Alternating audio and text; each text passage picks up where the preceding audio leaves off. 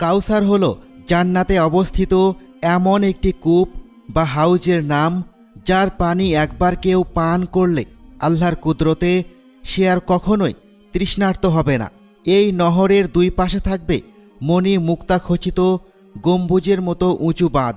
এই হাউজটি মহান আল্লাহ তাআলা তাঁর প্রিয় হাবিব নবীজি সাল্লাল্লাহু আলাইহি ওয়াসাল্লামকে দান করেছেন। রাসূল সাল্লাল্লাহু আলাইহি ওয়াসাল্লাম বলেন, আমি মেরাজের রাতে জান্নাতে প্রবেশ করলাম। ভ্রমণ করতে করতে আমি একটি নহরের তীরে এসে উপস্থিত হলাম। নহরের দুই তীর মণি মুক্তা দিয়ে বাঁধানো। আমি আমার হাত নহরের প্রবাহমান পানিতে রাখলাম।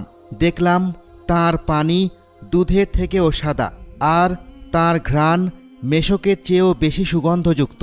আমার হাউজের প্রশস্ততা 1 মাসের পথের সমান, আর তার পানপাত্রগুলো আকাশের তারকার